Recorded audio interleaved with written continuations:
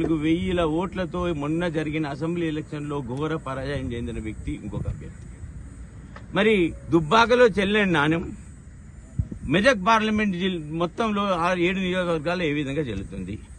దుబ్బాకలో చెల్లని నాణ్యం సంగారెడ్డిలో ఏ విధంగా చెల్లుతుంది? పటంచెరులో ఏ విధంగా చెల్లుతుంది? పక్కనున్న గజ్వేల్లో ఏ విధంగా చెల్లుతుంది? సిద్దిపేటలో ఏ విధంగా చెల్లుతా ఉంది? ఇవాళ అన్ని అబద్దాలాడి ప్రజలను మోసం చేసి సీటు కొరకు ఒక అసెంబ్లీ సీటు కొరకు ఇవాళ ప్రజలను మోసగించి కూడా బుద్ధి చెప్పి పక్కకు పంపింది. మరి అదే నియోజకవర్గంలో దుబ్బాక మెదక్ పార్లమెంట్లో దుబ్బాక నియోజకవర్గం ఉన్న దగ్గర ఓడిపోయి ఇవాళ ప్రజలను ఓట్లు అడిగి మోసగించే ప్రయత్నం మళ్లీ జరుగుతూ ఉంది. మరి నేను కలెక్టర్గా పనిచేసి ప్రజల కలెక్టర్గా ఉండి ఎప్పటికీ ప్రజలకు అందుబాటులో ఉండి ప్రజా సేవ చేయాలనే ఆలోచనతో ముందుండి ఇవాళ నేను అభ్యర్థిగా వచ్చినప్పుడు ఒక్కటి ప్రజలను కోరుతా ఉన్నా. ఇవాళ మెదక్